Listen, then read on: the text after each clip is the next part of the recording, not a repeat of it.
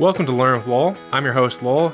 Are you curious about the future of psychedelic medicine and the role of venture capital in funding its environment? Are you wondering even what psychedelic medicine is beyond just a buzzword? Then look no further than our guest today, Brom Rector. As the founder of Empath Ventures, a VC fund dedicated to psychedelic medicine, Brom is at the forefront of a burgeoning industry with enormous potential to revolutionize mental health treatment. The stuff that they can do just with PTSD is amazing. Brom discusses the science, culture, and investing opportunities of the psychedelic industry. He shares his personal journey, the challenges facing startups in the space, and the exciting projects Empath Ventures is working on. If you like this type of content, please subscribe. We put out 2 to 3 new episodes weekly. Thank you everyone for liking, subscribing, and commenting thus far. Let's stay curious and learn about Brom Rector, the future of psychedelic medicine, on this episode of the Learn with Lowell show. You ever read the Aragon series?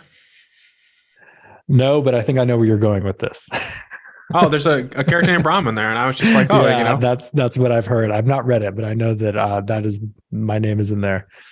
Yeah, it's a good character. It's probably one of the nicer characters in that series. Yeah, it's like someone to look up to. So I like to think I'm one of the nicer characters in real life. in the story of life. So on Twitter, you stated this is what doing psychedelics is like, and if I remember, I'll throw the image up on the screen. And it's a video of a pig being held up to the sky so it can see the sky, because pigs can't see the sky, and it's just screaming. So I've not done psychedelics, but yeah, if that felt kind of poignant. So can you unpack how that's like doing psychedelics? Yeah, that's so funny. So the joke there is like you said, like the pigs can't normally like see the sky. And so someone's like, can you hold the pig up to the sky so we can see it? And like the person holds the pig and the pig is just like screaming into the void. And I mean, it's like half joke, but half serious. Psychedelics can really help you see things in a new way, and can really help break you out of your normal thought patterns. And, sometimes for some people that might involve like this feeling of like, oh my God, there's so much more to me. Like my little self-centered worldview is like totally wrong. And there's like this massive universe out there. And it's like beautiful in the same way that like the ocean is beautiful, but it's also like tremendous and just infinite and like kind of terrifying at the same time. You know what I mean? I understand the ocean one, because I live around the Midwest.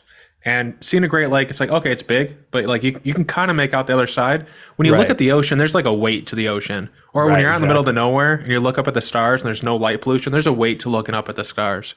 Yeah. I've not done psychedelics, so I would say that most people, psychedelic experiences usually don't involve screaming at the sky, but there's this sense where it's like, oh my God, I've now seen a dimension that I normally can't see. Like that pig is living in 2D and all of a sudden it's seeing 3D and it's like, oh no.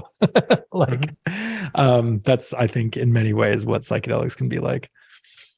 Have you experimented yourself? And if so, is it like that? Experimented is an understatement. Yeah, I've done many different psychedelics, many different times, and yeah, it wasn't like a horror. It was more just like, oh my God, there's like so much to the world that I have not, thought about before, been able to comprehend before. I have not been able to see reality from this angle before. It's a pretty interesting experience for sure. I wonder what. Go ahead. Sorry. No, go ahead, please.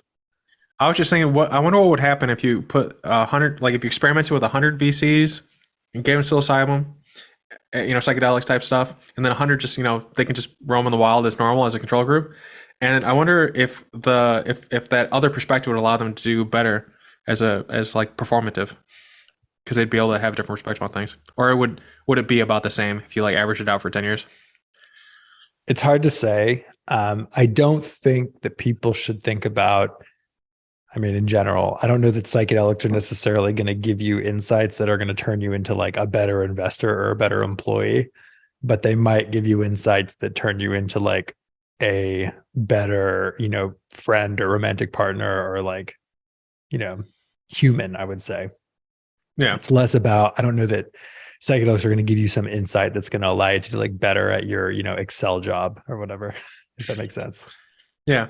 Well, from what I understand, it gives you a better understanding of who you are, and it kind of humbles you. Sure. And I feel like one issue some people have is that they get a little arrogant and they kind of like believe their own toast. and then they gets waterlogged and they fall through and drowned.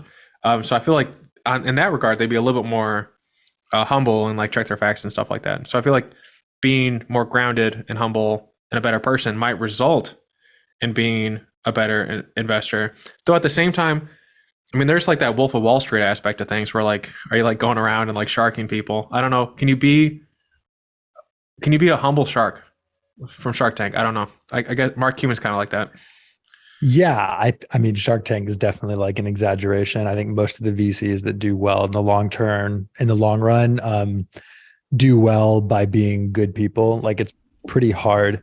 VC especially is a business of reputations, and if you're too sharky, that reputation spreads pretty quickly, and it's only a matter of time before people stop wanting to deal with you.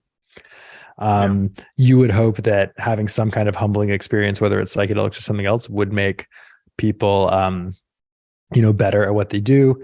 That said, sometimes people's egos can get inflated through psychedelics as well. It's not like if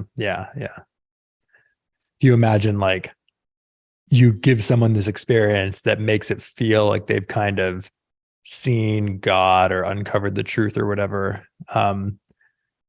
there's one interpretation of that, which is like, I've seen all of this wonder and now I'm humbled. And then there's this other sense where it's like, I've seen all of this wonder and I must be special if I've been able to see it. You know what I mean? It's almost like, I realized I was Jesus or whatever. Yeah. That's interesting. Which is why when you read like the literature around like using psychedelics in medicine, having some kind of like coaching or guiding through the experience can be helpful to kind of like channel the feelings in a productive way rather than in an unproductive way. There's a book called The Immortality Key, which I'm looking at because it's on my to read and about like a third through it. And they talk about how like they think psychedelics might be one of the ways that we started religion and stuff like that. So it'd be interesting if even in modern times, like some people get a little messiah about it. And there's this theory that like they may have started religion. So like maybe like 1 in 100 people get that messiah complex, and those people start cults. And then, there's 100 of those cults, and then one of them survives to become Christianity, right? or whichever ones exist. Yeah, I haven't read The Immortality Key, but I'm familiar with like the concept behind the book. And yeah, that idea that psychedelics were used in a lot of ancient traditions, that some of which ended up becoming the religions that we know today, there's probably some truth to it. It's hard to imagine that there wouldn't be. I heard as well that there's like familiar structures in the experiences that people have, depending on what the substance they're taking. Like, which I wonder is if it's just like the fundamental nature of our brains that we all, on some level, just kind of experience things similarly, or if they're like you're seeing something that is there that you just normally don't see. As someone who's been through it, what is your theory on this? Yeah, there's some debate around this. I mean, I don't know that you're seeing something that's not there. I think it's more like a lot of people see what can best be described as like geometry or like these infinite fractal geometric patterns.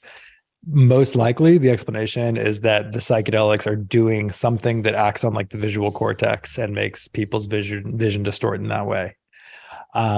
There's also this sense of like priming. Like very few people have their first psychedelic experience without reading about psychedelic experiences or without talking to someone else that's had one before. And so they hear from these people like, oh, when I did psychedelics, I saw X. And so now the person going into their experience has that as like the pretext, and it's already in their mind, and they're more likely to, see X, whatever X is. So it's hard to have like a totally, clear control group in terms of what is shown versus what is kind of pre-programmed. Yeah. I was reading and I heard that sometimes people try it, and it's like some experts call it like I think I heard it on the Joe Rogan podcast where they said that it's like someone like entered a door and couldn't come back. Like sometimes like the studies aren't good enough to like make sure it 100% has nothing bad happen to it. I don't know. Yeah, in terms of people not coming back, there certainly have been instances of people like people having episodes, whether it's like schizophrenic episodes or like psychotic episodes triggered by psychedelics. It's hard to know like what exactly caused that. It could be that maybe the person had some serious trauma that they had repressed for their entire life. And then the psychedelic made them remember that like horrible thing that happened when they were young. It could also be that the person decided to do psychedelics at a festival after they had had 10 shots of vodka and hadn't been drinking water all day. You know what I mean? Like drug interactions and alcohol interactions could be bad. For the most part, I think with proper like medical supervision and when the drugs are done in a controlled setting and when the drugs are actually the drugs that you think are being consumed and not like something else that's been sold to you as something, it seems like most people have pretty positive outcomes, but there's always going to be challenges and side effects, just like there is with any other drug. Yeah, in college, there's any negative event that I can think of was because someone bought something and it was like stepped on with something else, and so they jumped out a window thinking it was like just marijuana. And it's like, you know, if we could regulate it and we made sure like the quality is there, I think it'd make everything else a little easier. And you could tax it, like, I don't know, put into schools or something, or like roads that are crumbling. Like there's like things you could do with that money, versus just, I think from the 70s or 60s, like the stuff has been illegal, and I don't remember the logic behind putting that paywall in, or making that like legal wall in there so that people can experiment and explore with it. Yeah, the reason that they made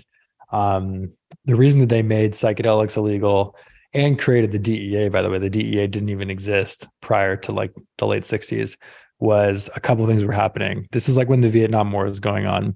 On the one hand, you have soldiers coming back from Vietnam. They've been either physically injured or mentally injured or both. And a lot of them are hooked on opiate, on like heroin and stuff, because it's the only thing that's like, you know, keeping the pain away. And then you also have the anti-war movement, like the hippie movement, which is like fueled by psychedelics. Nixon does not like this. He's very upset. And so he decides that he's going to create the Drug Enforcement Agency and pass the Controlled Substances Act, which made opiates like heroin and psychedelics Schedule 1 controlled substances, meaning there was no medical use and that they should be totally illegal. And that is how we got the DEA. That is how we got the war on drugs. And that is how psychedelics and other drugs became illegal. And I think I saw in one of your podcasts, I think you were guessing on someone else, but that you kind of expect that to change the next 3 to 5 years, the legalization of it. Yeah. So there are a few things that are happening. On the one hand, we're having something happen in psychedelics, which is very similar to what happened in cannabis, which is where individual states are passing laws, usually they're ballot measures, that allow the psychedelics to become decriminalized under state law. They're still illegal federally, just like cannabis is still illegal federally. But in these specific states, you're able to access psychedelics in some fashion, just like how it is with cannabis. So Oregon passed a law like this. Colorado also passed a law like this recently within the last year. I think other states will follow soon. Also, there are a whole bunch of companies that are running clinical trials of psychedelics and trying to get them approved by the FDA as therapies for mental health issues like depression, anxiety, and PTSD. If the FDA approves any of these drugs, then you'll be able to access them by a doctor. A doctor will be able to write you a prescription. So we've got both like the state by state action, and then we've got like the FDA action that's taking place. Is that are you in on any of that advocacy, or are you just benefiting from that wave? I'm emotionally invested in the advocacy, and when there's a serious effort underway in California to do this, I will definitely be involved in it. I'm a resident of California, and so like I can't vote in the Oregon or Colorado elections. Yeah, that's fair. Yeah. But when we did have, there was an attempt back in 2020, and I signed, and I tried to get other people to sign, but there just wasn't enough momentum. So we'll try again soon. Yeah, I wonder what the general population thoughts are on these types of substances. Has it changed? Is it the same? Because like the only people I hear talking about it are people that like have looked into it a little bit, so they're a little bit more open to it. Like I don't like go down and like to a random church and be like, what do you guys think about this? I'd like to see what they think. The random church might be a bit far out at the moment, but it does seem like the conversation around psychedelics is changing nationally. And it's changing in a big way. I mean, you look at like some of these documentaries that have come out on Netflix, How to Change Your Mind, Fantastic Fungi, et cetera. These are some of the like top documentaries on Netflix for a period of time. Good Housekeeping, which is like a magazine that targets, women in their 50s in middle America, ran like a full page, like multi-page cover story on psychedelics as therapeutics. So psychedelics are escaping like the coastal Burning Man bubbles and making their way into like the popular conscience of the average American. Another thing that drove that was, I think, a lot of stories of veterans coming back from the war in Iraq and Afghanistan that had PTSD and that had treated their PTSD with psychedelics. I think that really helped push psychedelics as a good thing in the minds of like more conservative folks. Rick Perry, the former governor of Texas, has spoken at multiple psychedelic events saying he thinks veterans should be able to access psychedelic therapies. So I would say that the conversation is a lot more advanced than, you might think. It's moving pretty quickly. Yeah. Well, it's good to hear, because anything that can help out, if it was just veterans, it'd be enough, but then there's so many other populations that can make use of these types of things to help them with whatever's going on in their life. Totally. Like depression, all these different things are going on, especially with COVID. I think everyone's like pretty messed up from that as well. But the idea that people can come back and have PTSD or something and go from a state of like having it to like working through it and getting better is pretty profound, given it. I know, like in Vietnam, for instance, like people came back and people were like spit on them and stuff. And like people now are a little bit more respectful when people come back from Afghanistan and stuff. Even if they don't support the war, they're nice to the troops, which is nice. But at the same time, it's like, if the suicide rates are just ridiculous, that means they're not getting the support they need. So like more therapies and stuff like this that can make them better integrate and work through the trauma that they went through, and fighting for America and stuff like that, I think is like really critical. I think I would like to believe that like 99% of Americans would support our troops, even if they don't like what they're doing. Yeah, sure, yeah, and on the subject of PTSD, veterans are not even the group that has the most PTSD. Like women that have been sexually assaulted have like higher rates of PTSD than veterans do. So PTSD is often associated with veterans, and that's like a correct association, but it's not the only group that suffers from it. Yeah. It's a pretty widespread phenomenon with no real treatment at the moment. So hopefully psychedelics can become approved as a treatment for it. Another interesting thing that I think about is that normal drug abuse, when you look at the different types of drugs that people are abusing, like if it's like you're abusing heroin or whatever, the feeling that people seek out in the abuse is usually the lack of feeling, not like feeling good or feeling whatever. It's actually like feeling nothing. But with the stuff that we're talking about today, it's like it's more like you're more feeling like you're being more in touch with your emotions. So if you were to, which I think is like an underappreciated difference, like one is seeking apathy, one is seeking empathy and connection to the people around you. Like that in and of itself is going to be pretty significant. Just in terms of like how it affects things. If you just think about like alcohol for the most part is like brain off, whereas psychedelics are like brain on more than normal. Mm-hmm. Yeah. Is there how sciencey do you like to play in terms of these fields? Like, are you reading journal publications? Are you meeting with scientists and like nerding out? Like how deep down the rabbit hole do you like to go? We try to get pretty deep when necessary. When we are evaluating companies that are doing some kind of like FDA research, we get a pretty good understanding of the science. I'm not a scientist myself, but I have scientists that I work with on the fund. Yeah. Like my business partners, she has a science background, and we have, a group of advisors that we work with as well. So we evaluate the company's scientific claims and their plans for running experiments just as closely as we evaluate the team's strength and like the other non-science parts of the business when deciding to make an investment. Yeah. So for people listening in, I think there was like 3 or 4 different like meta categories I was thinking about in terms of like, if we were to look at it on the high end, would you be able to just like, for us, just kind of like break them down roughly? Sure. Yeah. In terms of like the types of companies that are out there and the types of companies that we invest in, I think the most broad separation that you can make is between companies that are doing pharmaceutical stuff and companies that are not doing pharmaceutical stuff. So the pharmaceutical companies, these are companies that are trying to get some kind of psychedelic drug approved by the FDA. The non-pharmaceutical companies are everything else. So this could be like a telehealth platform that is prescribing a drug that's already approved. It could be a clinic down in Mexico that's, serving drugs to people, serving psychedelics to people today. It could be software that creates music for psychedelic therapy, which is a company that we invested in. When you look at the pharma side, there's kind of two subcategories there. One is the companies that are doing drug development. This is the act of taking a drug that already exists, like psilocybin or MDMA or LSD, and trying to get it approved by the FDA as some kind of therapy. And then there's drug discovery, which is where you're actually trying to invent a new drug. There's a long history of humans inventing psychedelic drugs, like LSD and MDMA and ketamine were all invented by humans. They were invented by humans a long time ago using old technology. And we think that if you apply today's understanding of the brain, today's computational chemistry techniques, et cetera, like there's a good chance that you could invent new drugs that are even more interesting than the psychedelics that we already kind of know and love. So those are kind of the big three categories there. It's like trying to develop drugs that already exist, trying to invent new drugs, and then sort of the everything else category that's not involved in the actual approval process of drugs.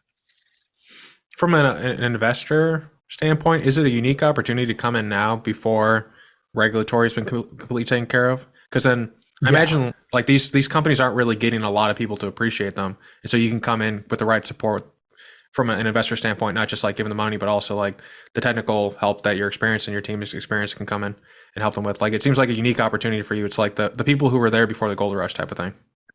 Yeah, it seems like it. I would say that we're not, it's like we're kind of at exactly the right time as far as I'm concerned. Like there's interest and there's momentum building, but Goldman Sachs hasn't like gotten involved in psychedelics yet. So we're like a little bit earlier than some of those bigger institutions, which I think will help create like really good returns for us.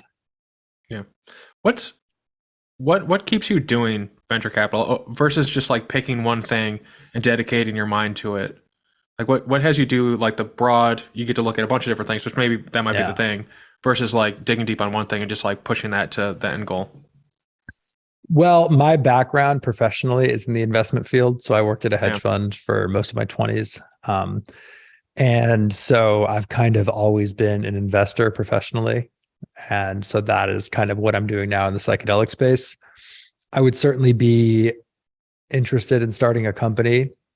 And it's something that, I've talked to some of my partners about. But I think that unless you have an idea that you're so convinced is a good idea that it makes total sense to do that, then the venture capital route where you have a bit of a diversified portfolio maybe makes a bit more sense. Yeah. I think Jeff Bezos was a fund finance guy. He worked at I forget the name of the fund, but it was definitely one of the bigger hedge funds, and he quit when he was 30 years old to start Amazon. Yeah. I was recently listening to this podcast where there was a guy talking to a communist, and the communist was like, they were asking the question, who's worse for the working man, Stalin or Jeff Bezos? And it's like, well, that's an interesting question to think about. Because like Jeff Bezos's workers are not exactly happy people, but then people under Stalin happy people. There was an interesting argument there. I've never thought about it before. Like normally it's just like, oh, Jeff Bezos does business and people can leave if they want. But then it's like, if you don't have the other opportunity, can you really leave? Is it like kind of an indentured servitude? Like there were people that were like, and if you can, the jobs that you can leave to may not be much better than what you get at Amazon. Yeah. Just as like a quick look into what it is to be a hedge fund person, what does that day look like? You just looking at spreadsheets? You calling up people like in a fire sale? What do you actually do? There are a lot of different types of hedge funds that have different strategies. The type of hedge fund that I worked at was what you would call a quantitative hedge fund, meaning that we did not sit there and like analyze the markets and make decisions about what to invest in. We wrote machine learning algorithms that analyzed the markets and made the decisions for us. So like my academic background is in computer science, machine learning, and finance. So my day was I would show up to the office, I would write code for like 10 hours a day, and then I would go home. That was pretty much what I did. Okay. And all of that code was like ingesting market data, running all these like analyses against it, trying to discover new machine learning models that could be applied to the financial markets in interesting ways. And then once we built those models, we would put them into production and those models would like trade automatically for us. That is what we did at the hedge fund. I worked at 2 different hedge funds, and that's pretty much what I did at both of them. And then the VC game is very, very different. You know, you're not investing in the public markets, you're investing in startups.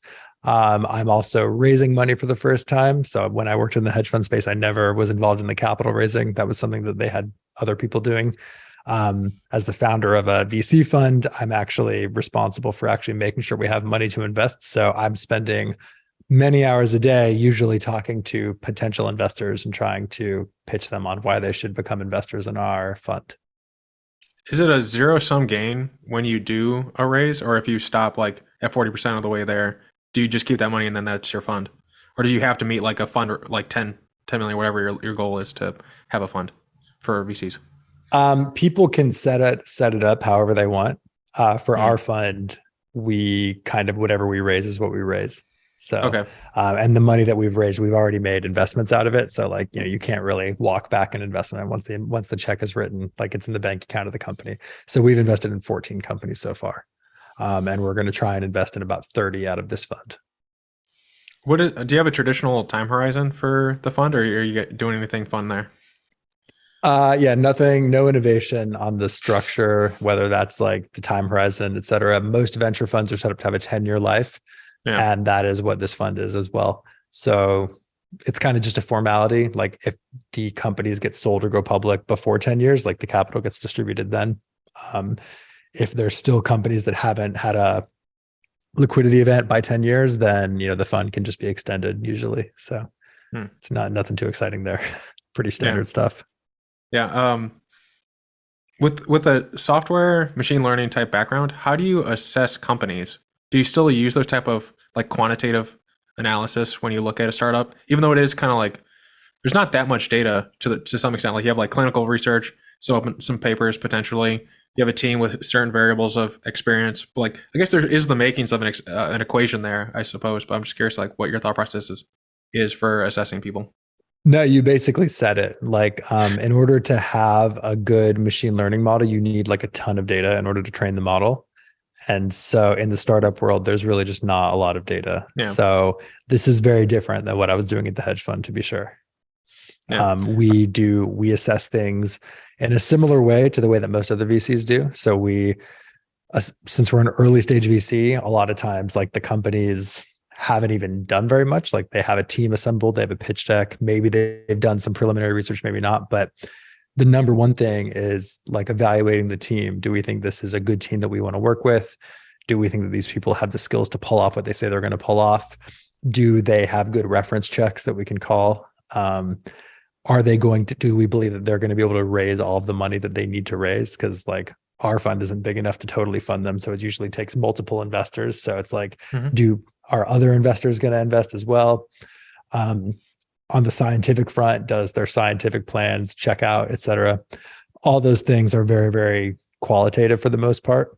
And you can make a list and you can try and like turn it into a formula as much as you want. But I think there's always going to be like a bit of an art in startup investing.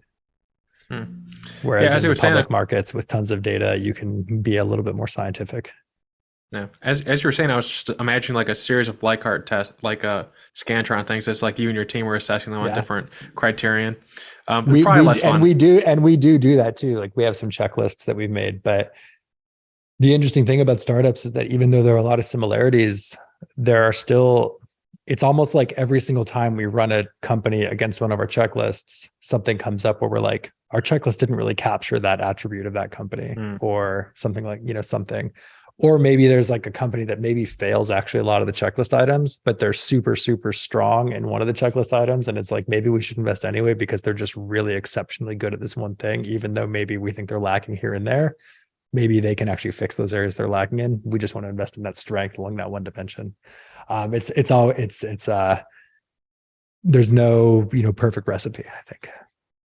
Is there and the real challenging part is that you don't know if you're right or not for a long time, because it takes these companies a long time to, have a liquidation event. Whereas in the public markets, in the hedge fund world, you can, if you're doing a short-term trade, you can buy in the morning and sell in the afternoon and like know if you were right or wrong that same day. Mm-hmm. Is there, okay, you wouldn't have the data for this, but is there are there trades that if those are wins that you like are more flexible on other things? And are there trades that even if they are great, like maybe makes the other ones look less, I guess? I don't know how to phrase that question. Yeah, I think the one thing that is like absolutely essential is that the team has to be a super high caliber. So if we think that like the vision for the company is really good, like the idea is really good, but the team kind of isn't that good, we're like not going to invest in it probably, even if the idea is like amazing as far as we can tell. Because ideas are important, but like if the team cannot execute on the idea, it doesn't matter. So in many ways, we would rather fund like an excellent team with kind of like a whatever idea than an excellent idea with like a whatever team. Mm-hmm. That makes sense. Yeah. Sometimes when people are, I don't know, getting to know each other, like if you're hiring someone, I imagine it's the same thing for investing. I haven't been a VC obviously, but I imagine like it's similar in the sense that sometimes people say things that they mean, but like, Sure. And it'll sound authentic, but at a certain point you'll realize they're full of shit. And it's like the sooner you can realize that, the sooner like you don't waste your time and stuff like that. Like there was one time I was hiring for an early stage startup that I founded, and like there was a person I was talking to who was very qualified, but he just kept saying that he likes working with like early stage startups, with even if they have like limited funding and stuff like that. But then like his ask was ridiculous. It was like he was working at Amazon, like a normal early stage like tech startup type thing, and he wanted like $500,000 a year. God. Wow. That's crazy. I was like, I don't think I don't know what type of early stage startups you're working at, but it's not here. Yeah, Good luck. That's insane. Yeah. There's definitely a lot of BS, and this is why you don't make the decision after one phone call. It's like you do reference checks, ideally reference checks with other people that you respect. And ideally, what you really want to do as a VC is you want to build really deep networks in the space that you invest in, so that more likely than not, you end up knowing the person that starts the company before they even started the company. Like in my case, it's like there's only a certain number of scientists who have the background to start a legit psychedelics company. Maybe they haven't started it yet, but you can just look at like who's publishing in the space. And it's like, we should know all those people already. You know what I mean? And start having conversations with them today. So I think, what's his name? It's Lux Capital. It's an SH name. The other guy. Not Josh. I forget. I've met this guy. He's not Jack Wolf. He's the other guy. He's very smart. I liked him. His brain is like an X-Acto knife in terms of how he asks questions. But he, when he was first starting, he would basically set up camp. If I remember the story right, he basically set up camp around Stanford and just was talking to all the people who were coming up in 2 to 3 years. And then when he had his phone, he was like, "Well, I know these 4 people. I know these 4 people." He knew before they were fully crystallizing their idea that he was already there to move them into his fund. And I think Lux Capital kind of benefited from that a lot. I think sometimes people, they hear an explosion and they go towards that, oh, here's this really cool thing, so they move over there, and then they by the time they get there, the explosion's already dying down and there's other things going on, so then they run to the next explosion. Versus people who are like, this is where I'm going to go, I'm going to dig deep here, I'm going to make the explosions because I know the players to just give the money to, and they already have the TNT and dynamite, they just need they just need a catalyst, I guess, the financing. Totally. Yeah. No, you're dead on. Do you stake out colleges, or is it really you watch the papers and then you contact those people and be like, hey, I liked your paper, blah, blah, blah? Yeah. It's more the latter. It's you look at the people that are publishing research in the psychedelic space and you try to figure out a way to get to know those people. Is it just in the US, or do you grab from the globe? No, there's a lot going on outside of the US. The UK is actually pretty hot for psychedelics. There's also a lot of interesting stuff coming out of Switzerland as well. One interesting thing that a lot of people don't know about is that the war on drugs didn't really happen in Switzerland to the same extent that it happened in the US, Europe, and the UK. Switzerland's always kind of been its own thing. And so while psychedelic research basically halted for like the last 5 decades in the US, the UK, and Europe, there were still people doing studies with LSD at like universities in Switzerland like that whole time. That's interesting. I didn't know about that. Yeah. So crazy. So there's like a pretty good history of psychedelic science out of Switzerland. So, Switzerland is known for a number of really like far out there policies. Like they're one of the few places that's assisted suicide. Is that something you could do? I think it's Switzerland. I think so. Yeah. Yeah. Most places don't have that. They're like, you just have to suffer until you die, which sucks.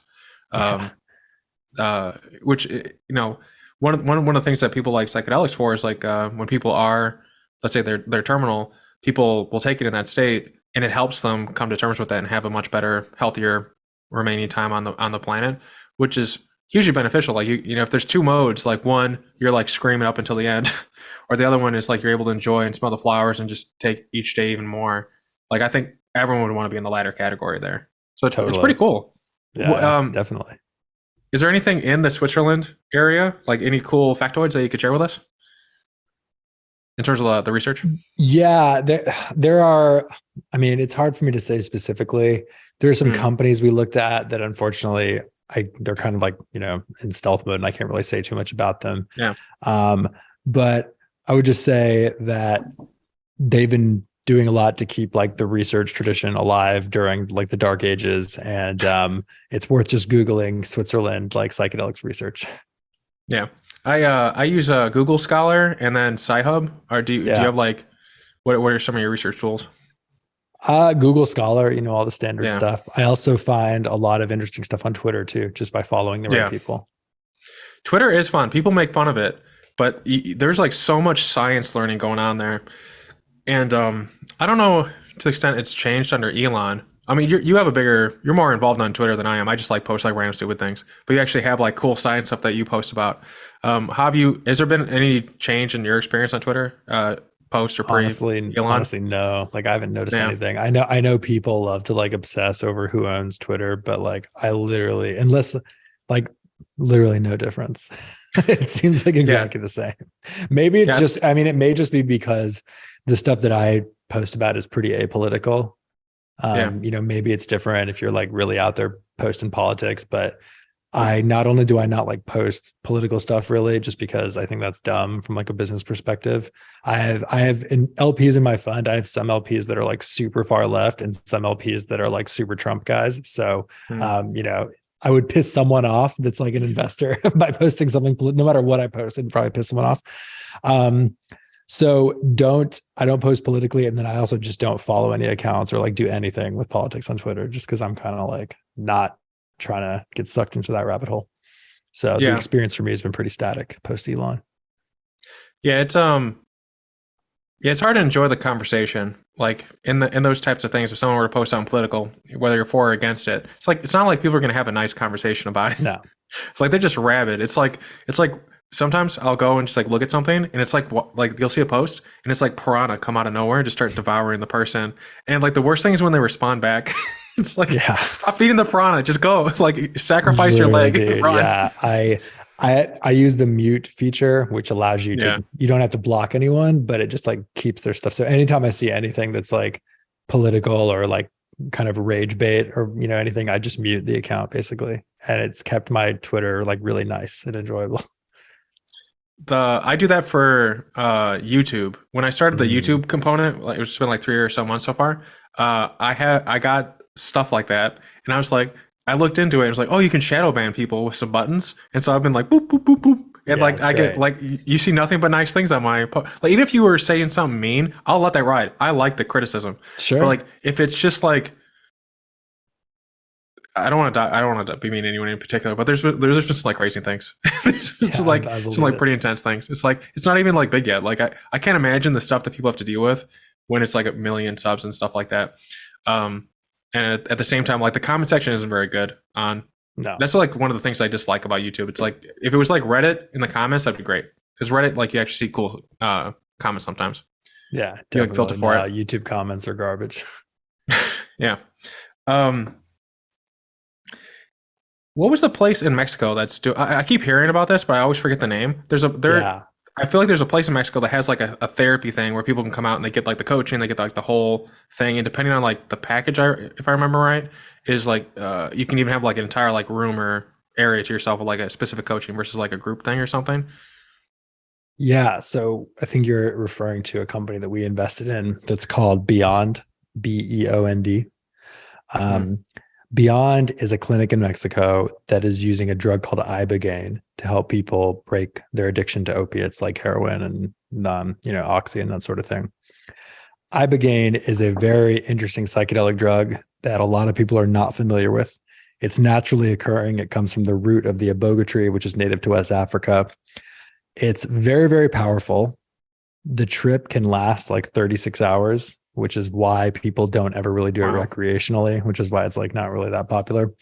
But it has this very interesting side effect in that like people that do ibogaine report just not having cravings for heroin or other opiates. And there's like thousands of anecdotes of people that were using heroin every day, using oxy every day, using Percocet every day, just totally like going clean after having one ibogaine trip. So this center down in Mexico specializes in giving ibogaine to people that are struggling with some kind of opiate addiction, as a kind of an alternative to traditional rehabs. Yeah, I feel like the sackler fucks should be forced to give, like, I've thought about like they should pay for the ibogaine therapy, shouldn't they? Yes, exactly. Essentially, I've been thinking like what Finland does, where it's like a ratio of your like how much money you make is like your bill. Like sometimes people talk about like parking tickets as just the cost of parking somewhere. And so if you create basically an epidemic that kills thousands of people, but your fine is like $1 billion, but you've made $10 billion off of it, like the evil capitalist is going to do that. Like that's disturbing. So I've always felt like it should be like 1x of profit first offense, and then every additional offense is like you just add an X, like 2x, 3x, and they'll stop it. Crazy. You would hope so. Yeah, but they don't. A lot of the stuff like even like when they do get fines, apparently the fine isn't about the fine. The fine is like a label for then civil suits to come in and then use it as grounds to sue for more. But it's like everyone's dead and been wounded and destroyed by that point, and the people who've made the money are like off living behind. Yeah, it's like I wish the law could be a little bit faster on those types of things so people could get the help that they need. There's like a lot of really sad stories on people getting taken advantage of or and stuff. Yeah. But I agree. That's America. I feel like America was built for corporations. I don't know. Maybe that's political. But we were founded by corporations. No, I think that, I mean, America was built for a lot of things, corporations definitely being one of them. Yeah. What do you think will be the result of Empath Ventures after like 10 years? Like if 10 years from now, the fund's done, it's been dispersed, you look at like probably 25 to 50, I mean, it depends on your check size, I guess, but like several dozen, maybe, startups that you've invested in. Like, what would be the qualitative difference that you want to see in the world because of it? I would hope that some of the companies that we funded ended up making a real dent in like the mental health crisis that we're currently in. The joke that I always repeat is like the statistics around mental health are depressing. There's all these stats that I can quote to you, but 20% of American adults are currently diagnosed with some sort of mental health issue. 1 in 6 American adults, 16 or 17%, is currently on some sort of like psychiatric drug, whether that's an antidepressant, anti-anxiety medication, et cetera. A lot of those drugs don't really work that well. Like 1 in 3 people don't respond to antidepressants at all. When they do work, they often have negative side effects, like, antidepressants cause weight gain and sexual dysfunction. Anti-anxiety medications like Xanax can be addictive. And so it's like we have all these fucking problems. It seems to keep getting worse. There's this statistic that the CDC calculates. It's called deaths of despair, and it includes suicides, drug overdoses, et cetera. That the rate of deaths of despair in the US has more than doubled over the past decade. All this shit just keeps getting worse despite, prescriptions of antidepressants and anti-anxiety medications being like at an all-time high. Clearly the things that we have, the treatments that we have today are not really working that well. There has to be something better. I think that psychedelics might be that thing that's better. And maybe they're not the total solution, but they're like a big part of the solution. And so I hope that some of these companies that we invest in end up doing well, not only financially, but have a real impact on, the mental health numbers in the US and worldwide. Yeah. That's kind of what we hope for. Yeah, I hope so too. I really don't see anything else coming down the pipeline that has the potential to affect mental health like this type of stuff does. I think brain-computer interfaces, like what Paradomics or Neuralink is doing, and how they could potentially, theoretically, have some intervention there. But that's all like theoretical. Like, there's no like proof in the pudding there, as far as I can tell, and the ability to write change into the brain. I don't think anyone's done that yet. But this stuff here actually has some backing, and it's not even like a moonshot, really, in terms of like there's no data. It's not like you heard of an echo in a canyon that said, "Hey, it's gonna work." It's like there's actually like a lot of stuff here that supports that this can help people, a lot of people, which is that's very what's encouraging. Super interesting about psychedelics is like it's kind of backwards from how normal drug development in pharma works. Like usually pharma invents a drug and then tries to prove it works. In this case, it's like we already kind of know that it works, at least in some way, and now we just have to like get the data up to the standards that the FDA expects. But we have like hundreds of thousands of anecdotal reports of people having their lives changed by this stuff. It's pretty cool. Mm-hmm. Yeah. Is there a reason why you picked mental health essentially to be your focus? Like, it's especially if something that's going to take like a decade. It's not like a trivial decision. Mm-hmm. Is there a reason why? Yeah, I spent most of my 20s working in the hedge fund space, like I mentioned. I had been using psychedelics personally since my early 20s. So I've been using psychedelics for about a decade as well. I liked the hedge fund job that I had in a lot of ways. I also didn't really love it in a lot of ways. And when COVID hit, I had a lot of time to spend by myself thinking about, what I was doing with my life and the type of like impact and legacy that I wanted to leave. I was also coming up on my 30th birthday in 2020, and I kind of decided that I wanted to do something new going into the next decade of my life. And I wasn't really sure what that was, but I knew I needed to do something new because I wasn't super fulfilled by what I was doing at the hedge fund, even though it was pretty financially rewarding. And so I ended up quitting my job in 2020, just a few weeks before I turned 30. And I got kind of lucky because 2020 was the year that was kind of like the start of the for-profit psychedelics industry. This is when there was the first psychedelic IPO. This is when we first started seeing news stories about big investors like Peter Thiel backing psychedelic companies. And I was like, man, this is so crazy that there's this like thing that I've been doing for a long time, just personally underground. And now it's kind of like turning into an investable asset class. And I have a background in finance and I'm looking for something that has like more meaning. Like maybe this is the thing that I should do. That was kind of like how it happened. I think that, if I had had the same realizations 2 or 3 years before, it would have been too early. And I think if I had had the same sort of like quarter life crisis, I guess more of a third life crisis, 5 years from now, it would be too late. So it was really a timing thing, I would say. Mm-hmm. Yeah, it does. It's weird how only in hindsight do you see like what matters in terms of the things you do. Like if you look at the life of Teddy Roosevelt, like you'd think his entire life was to be president if you look at it in hindsight. But like as he's living in it, like as a kid who's like almost going to die and then becoming more physical and all these different things, like everything just, you don't know how what you're doing is going to shape your future. It's just like, I think, but at the same time, it's like follow your interest.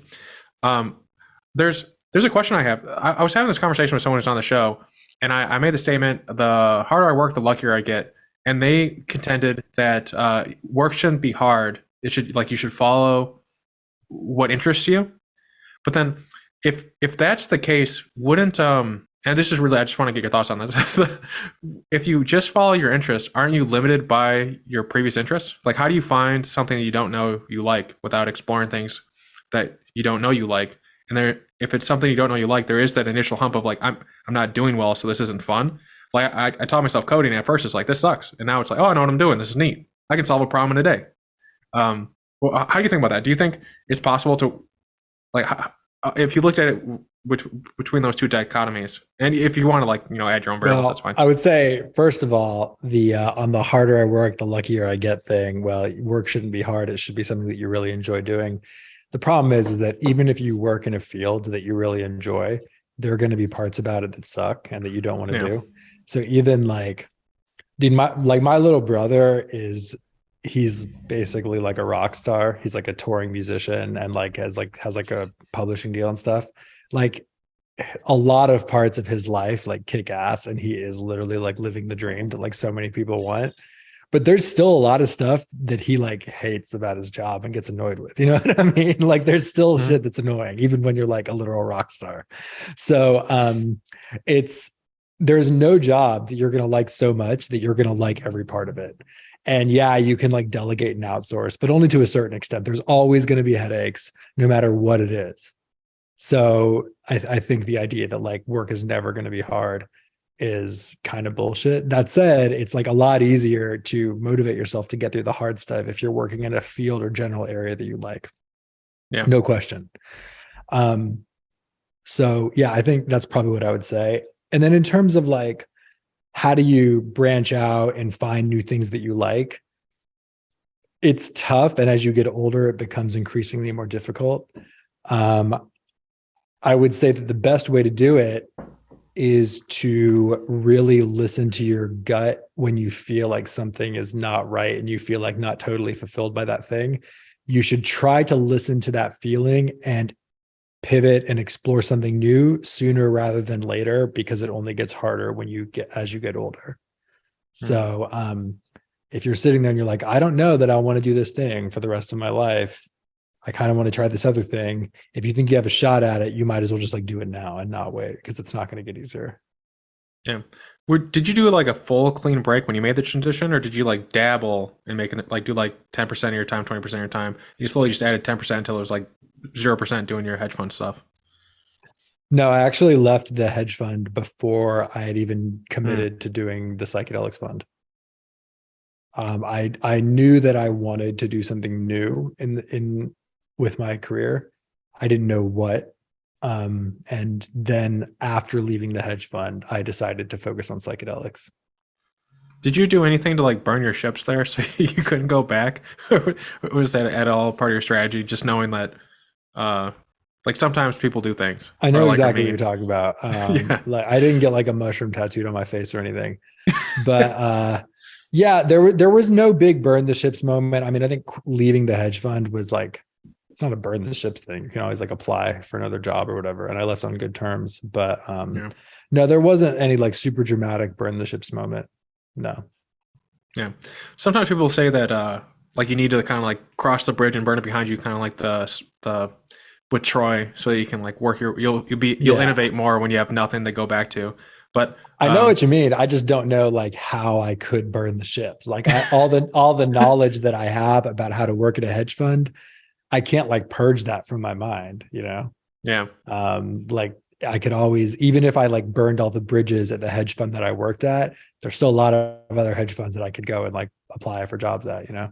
So yeah, conceptually though, and mentally, it can be good to have a burn the ships mentality where you don't think about like, well, I'm just going to try this for 3 months and then I'll go back. Like just totally forget about that and focus on the new thing in front of you. Yeah. Right? 3 months isn't enough. You can mentally burn the ships. It's kind of like harder to do it, practically. Yeah. Yeah. 3 months wouldn't be enough. You'd have to, I think like the minimal, especially with your thing, like 10 years to really see the outcome of your work.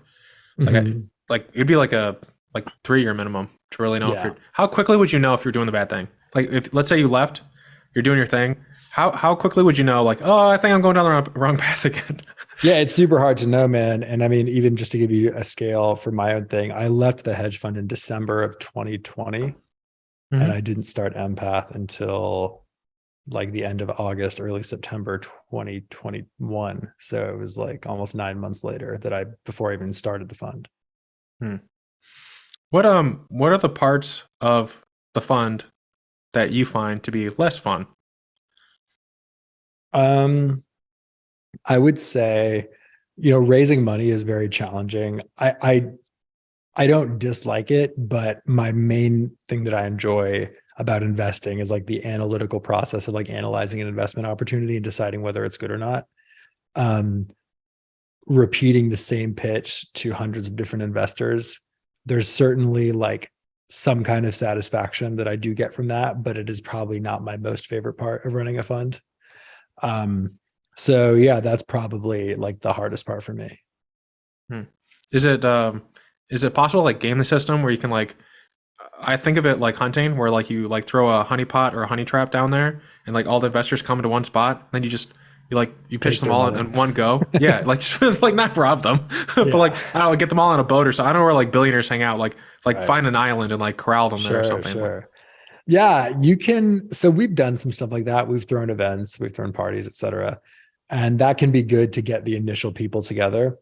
The difficult part is that it's very rare to like have everyone in a room, give them the pitch, and then they all invest right there. What happens more practically in that scenario where you have, 20 billionaires on the yacht or whatever, is like you give them all the pitch at the same time.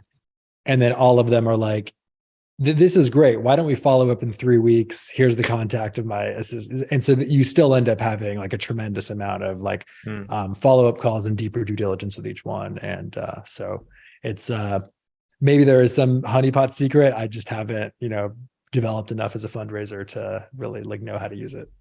Hmm. Do you think they are artificially slowing it down so they can take time in assessing you? Um, I think it's not so much assessing us as it is, investing in psychedelics is a new thing. Yeah. It's like just new conceptually to most of the world. And so we have a lot of investors that are like maybe people that are familiar with psychedelics. Maybe they even do psychedelics themselves, but they haven't really thought about this idea of like investing in psychedelic medicine as an asset class. And so now they hear about our fund and they're like, man, this is interesting. I want to learn more, not just about Brom and Empath Ventures. I want to learn more about the psychedelic business world in general. And so they spend, a few weeks or a few months just trying to understand the space and the landscape, et cetera. Is it possible to like create like a white paper or like a little repository for them so that you could be like you just keep them in your walled garden? Yeah, I mean, well, you can't keep anyone in your walled garden. People still have Google, but we do Yeah, well, we do it's have like a lot of resources that we Hmm. share with people. Some of them are things that we wrote ourselves. Some of them are just like a curated selection of articles and links, etc. Yeah, yeah. And I always like finding a way to keep people on one thing because then the more people click out. There was one person I was looking at a business and people were like, "This business is going to run our business out of." This was like 4 or 5 years ago, and they were like, "This business is going to run us out of business." It was like, go on their website and try and buy their product and count how many clicks you have to do it. And they were like, it took like 16 to 17 clicks. They are not our competitor. Like Yeah. they can buy our product or our service within like 2 clicks. Like no one likes their product enough to do that. Like no one likes It's pretty anything rare. enough to click it like 17 times. So the more you can keep people like on one thing, it's kind of nice. I think you're right about that.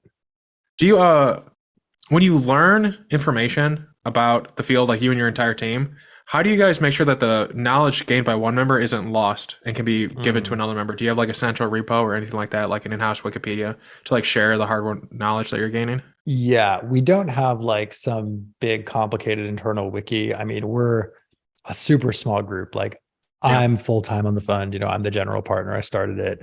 I have Samantha, who's like scientific partner. And then we have some advisors. We have a venture partner, Melody. There are people that have like various levels of, attachment to the fund, I guess. Some advisors we talk to once every month. Some of them are like much more frequent. With kind of the core team, we do have weekly meetings where we share what we've learned. When it comes to tracking investment trends or opportunities in different companies, we have like a shared task board on Monday where we track all the deals that we're currently evaluating, where we store all the pitch decks that we've received, et cetera. In terms of like scientific stuff, we just have, some like Google Drive folders that are kind of categorized. We try to keep it pretty simple. I do think, especially one of my sort of like maybe hot takes is that like a lot of this, there's a big obsession with like knowledge management and stuff. And I think a lot of it is just kind of like, intellectual masturbation, for lack of a better word. Like people get really obsessed with like the ultimate wiki system, the ultimate tagging thing. Oh no, we got to move to Notion. Oh wait, we actually have to move to Obsidian because it actually has like this feature. And it's like, bro, you should be able to build a fucking empire in Google Docs. Like you don't need like all this fancy shit. You don't need like a million like backlinks. it's cool, and I'm sure it helps in some cases, but for like 99.9% of use cases, like Apple Notes or Google Docs is like just fine, and like it doesn't have to have like some fancy organizational structure. Mm-hmm. Yeah. Do you so one thing that I've seen is that sometimes like people like the power of a platform, kind of like a Ginkgo Bioworks Yeah. is a bit of a platform. So people like that, but they also don't like the unspecificity of a platform because like people like to be laser focused. Like I'm building this thing. Yeah. What do you think about that? And like, how would you balance the two? Because people are like, I want a platform, but then it's like, well, you can't sell a platform. You have to sell something specific. But then if you're selling something specific, Right. then you're selling the platform. It's like it's kind of like a circle that like kind of like stabs. I don't think Ginkgo Bioworks started as a platform. I think they started as like a product. Like I think it was like some scent thing or something. They're like making like dinosaur perfume or something, and then they became a platform. Awesome. Yeah. It's you're right. Like, a lot of, especially more like tech kind of generalist funds that invest in biotech want to see a platform. So like Andreessen Horowitz is pretty famous for like only investing in biotech platforms. They won't invest in like single asset companies or even multiple asset companies where all the assets have been kind of like designed by hand. When you look at more traditional biotech investors, a lot of them are more open-minded to just these, non-platform type companies, for example. We've invested in both. We've invested in some companies like MAPS, which literally has like one program. It's like they're trying to get MDMA approved by the FDA as a treatment for PTSD. And we've also invested in some companies like Pangea, which is like this whole platform for nature-inspired drug discovery. That's interesting. I think that one kind of, I don't know if it's a truth, but a thing that I've seen a lot is a lot of companies that really are just like rationally designed 1 or 2 or 3 product companies dressing up like a platform company because they know that will get a lot of investors excited, even though the platform technology that they supposedly have is very vague. And by the way, if you look closely, you'll realize that whatever platform they claim they have wasn't actually used to design the assets in their pipeline. Like it's like the assets came first, and then they're like, by the way, we have this platform, and it's like kind of vague. It's actually just like 3 PhD assistants and like a lab coat. So yeah, I mean, what is a platform and what is not a platform is kind of a big question. The utility of platforms is kind of to be determined. I don't know that there's really like a right or wrong answer to have there. It's probably best to just invest in both, assuming that there's good options in both. Yeah.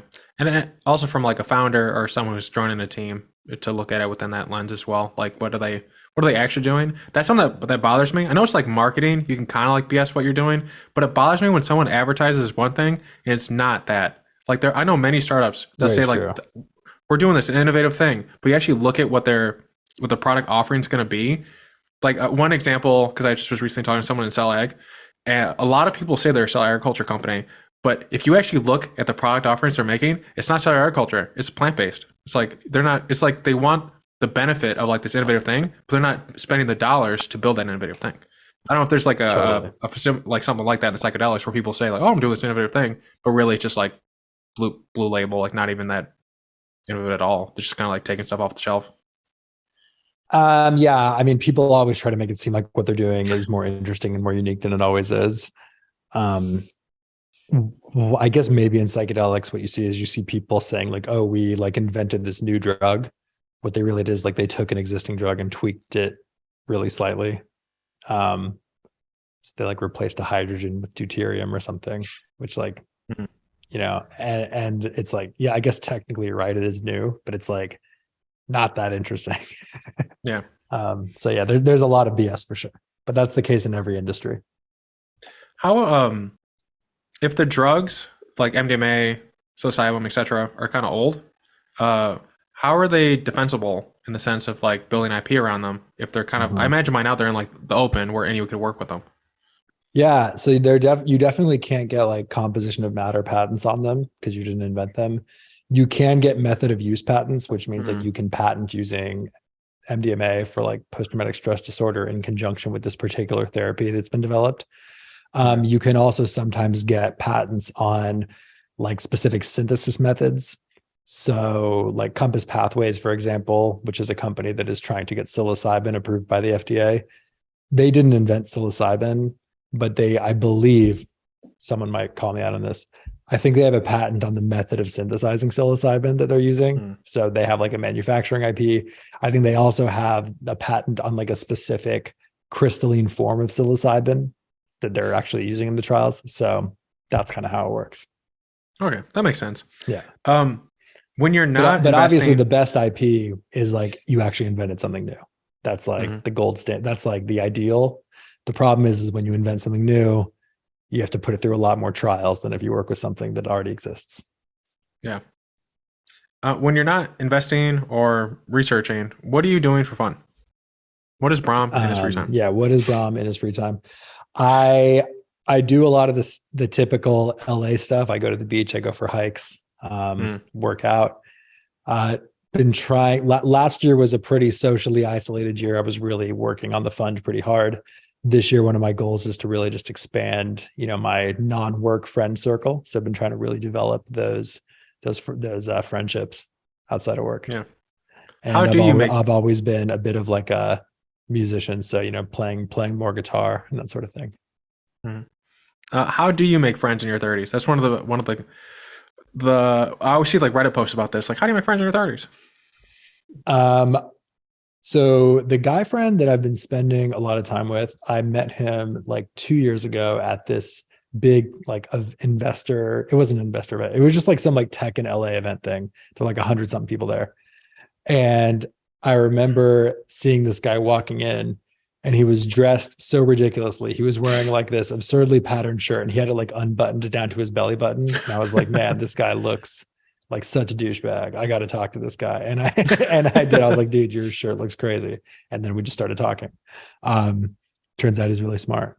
But it's the same way that you find other opportunities. You just like start with the people in your immediate circle and meet their friends. And then you guys go to events and you meet other people, and it just keeps growing. That's it. Yeah. I think it's the same way you make friends in your 20s. You just don't happen to be at a college or university, I heard, I think a friend of mine was telling me that strategy is really good for picking up women. So what you do is you go to a bar or like a thing, and you basically are there a lot, but you don't like bother anyone. And at a certain time, you start like broaching a conversation with them.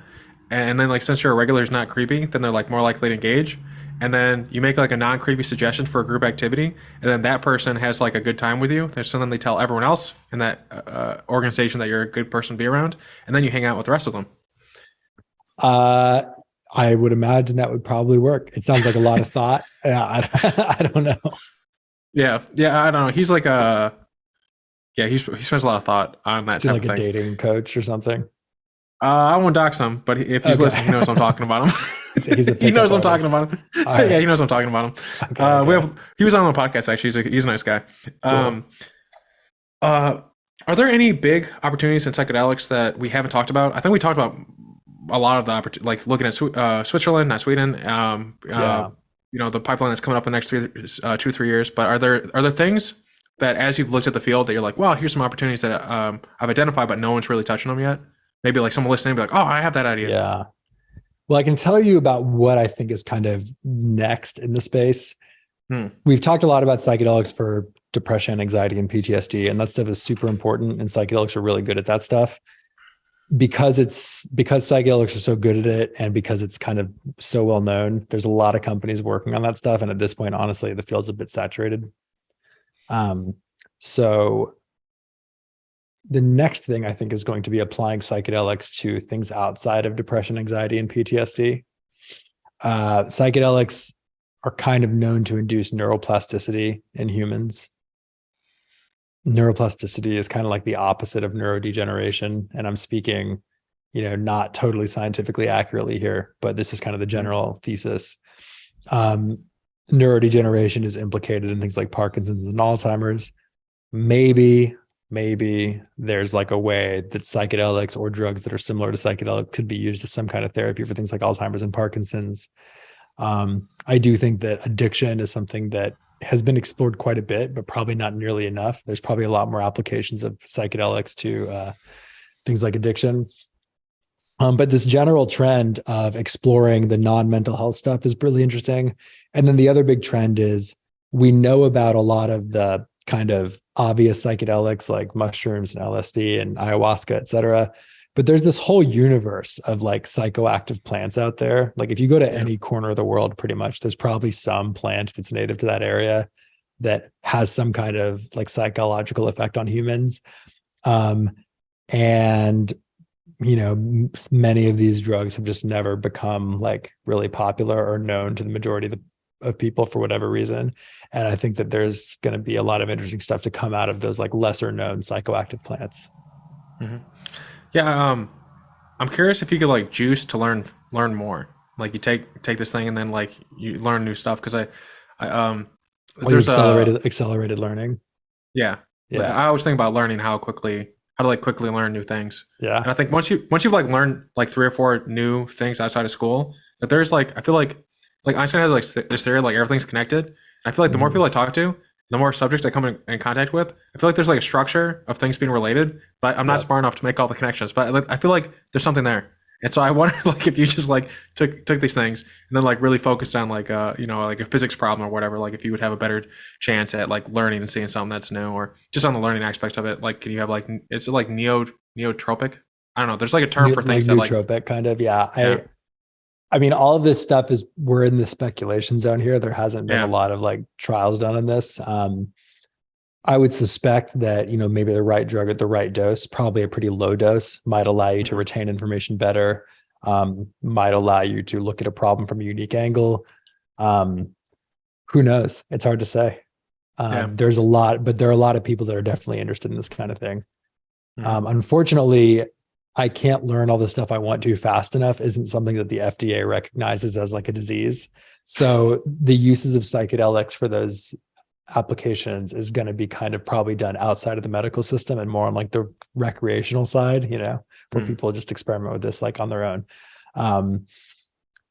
And yeah, tons of people swear by microdosing while working. I don't want to be the guy that says it does work or doesn't work. I think it's kind of an open question. The point I think here is that there are a lot of potential use cases for psychedelics, and we've barely scratched the surface at what they're capable of. Yeah. Do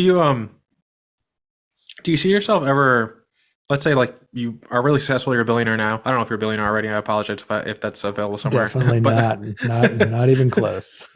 If you're a billionaire, wouldn't you like not tell people? I would not tell people if I was a billionaire. I'd be like, yeah, just middle-class guy. Yeah, just a guy. Don't get know, man. It's hard. It's hard for me to put myself in the shoes of or the mindset of a billionaire just because I'm so far away from that. Yeah, but you met a lot of them. Are they like? I've met a few. I met like 2 or 3. They just seem like regular Joes. They just seem like the people that earned it, the people who like inherited it, they're kind of squirrely. But like the people like earn the money, like they're pretty nice. Yeah, they seem mostly normal for the most part. Yeah, but they could be like your neighbor. Like they just like they work a lot and maybe they have a private jet. But beyond that, like it's not like you could be a billionaire, like you don't like act. It's not like, but the ones who inherit it, sometimes they're a little squirrely. I don't know why that is, but I think maybe knowing like the cost of milk is a good thing to quote something from how much is a gallon of milk? Oh, the reference? How much is the fucking milk? Yeah. The new season's coming out. Are you excited for it? I don't know that I like really liked that show. It was like I was kind of whatever about it, so I don't know if I'll watch the new season. It was cool, but I don't know. I watched the recent season 3, and then I heard the person who's making it say that he doesn't think people change, that everyone just stays the same, and that basically they're just in different situations. So they like Roman when he stood up to his dad in the last episode versus Roman who like couldn't raise his hand in the board meetings. He's the same guy. That kind of pisses me off. Like we're going through all this journey of people doing stuff, and they're the same person. I finally don't agree with that premise. Like I feel sad for people who think that people don't change when they go through things. Like, but the guy who's writing the show thinks people don't change, and they're just the same person who just enters different rooms. It's like, well, that's gonna be a really depressing ending because basically, where the show started is where it's gonna end. Yeah.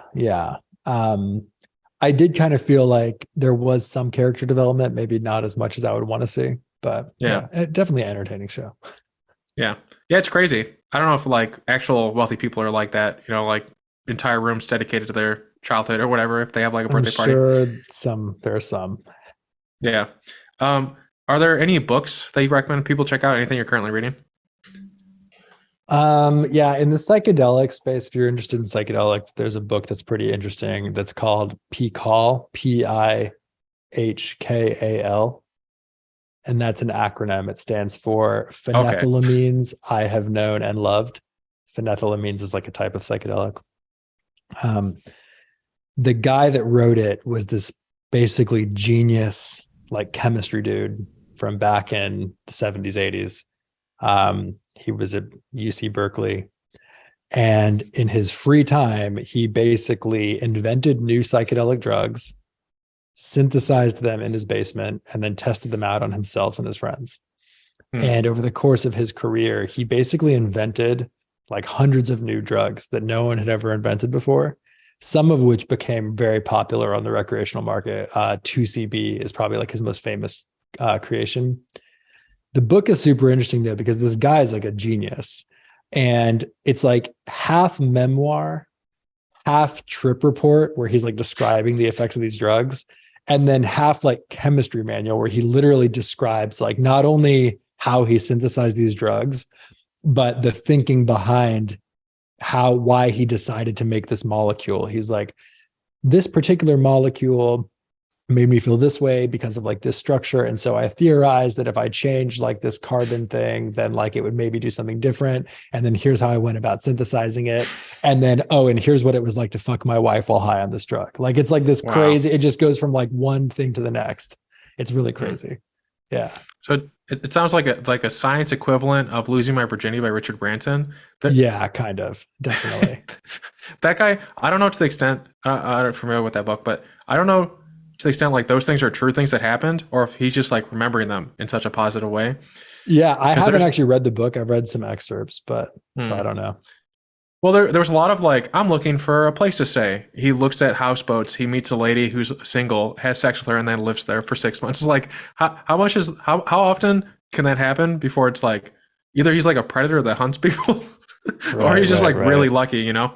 But that sounds like a really cool book. I'm going to definitely check that out and read it this weekend. It's pretty cool. It's pretty long too. But the good thing is that it's one of those books that you can kind of just like open it to any random page and start reading. It doesn't necessarily need to be read in sequence. It doesn't have to be psychedelic related, it could just be personal. Is there something that you're currently trying to learn more about? I actually one of my goals this year is I want to get better at music theory and like jazz chords. So that's something that I want to learn more about. What's a jazz chord? Like interesting chords outside of just standard like major and minor chords that are in most, pop music. So like minor sevenths, weird like chord suspensions, like chord substitutions that make like, the jazz, like neo soul funk type sounds. I want to like understand the theory of why those sound the way that they do. What is your current plan to gain that knowledge? Lots of YouTube. Yeah. Okay. And I was going to you go to New Orleans and experimenting on the guitar. I will go to New Orleans on YouTube. There you go. It's cheaper and it's faster, and you can get back to work in 10 minutes. Yeah. I'm learning the violin. It is coming along. It doesn't entirely sound like cats screaming anymore, which is kind of nice for the neighbors. The cat scratch part is the worst part. Smooth. It should be smooth from here on out. Yeah. It's weirdly fun though. Like I didn't know how to play an instrument, but like playing an instrument's actually like feels really good. I think so much fun. Yeah. Yeah, I wonder if like what would happen if like everyone could get over that hump of like, well, this sucks, to try it out. Because like if you're stressed out, play some or like draw a picture.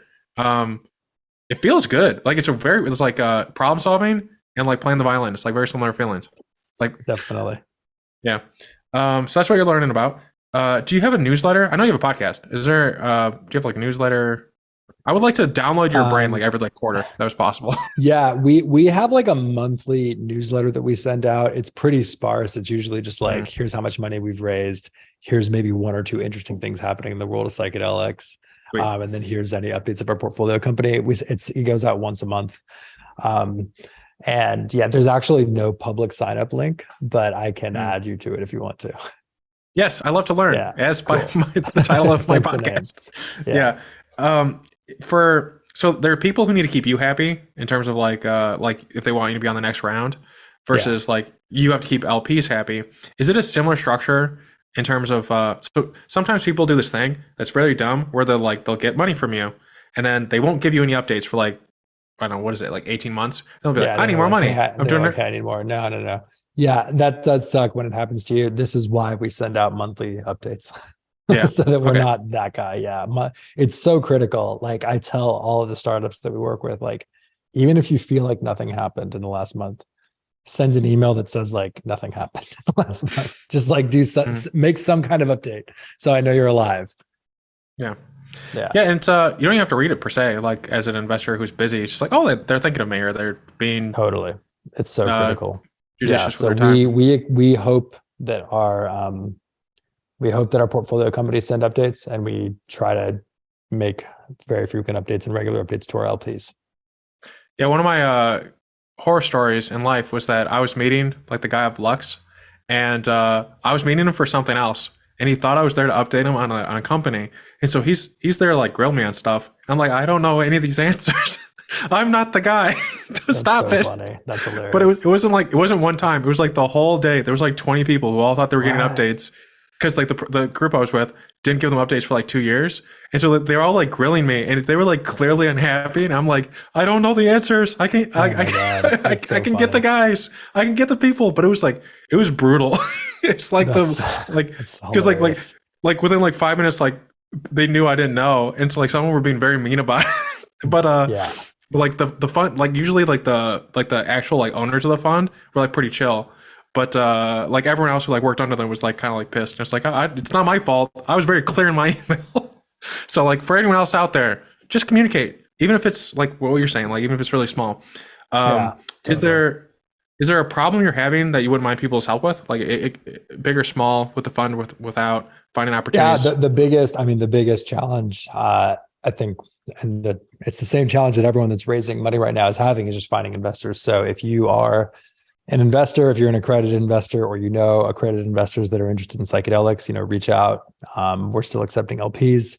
Our website is empath.vc. You can email us at hello@empath.vc, or you can just DM me on Twitter at @therealbrom. That's kind of the main thing that we're looking for. And of course, we're looking for cool entrepreneurs that are starting companies in the psychedelic and next-gen mental health space as well. So feel free to send your pitches over. Thank you for joining us today with the Learn with Lowell show. Check us out at learnwithlowell.com. Anywhere podcasts can be found, subscribe. Tell me what you thought of this episode. Check us out on YouTube in particular. It's a new thing I'm doing. Timestamps and links are in the show notes. Thank you for coming, and I hope every one of you found something today that you're curious about to learn more about, and you'll go out and be curious and learn something new. Thank you, and have a great rest of your day.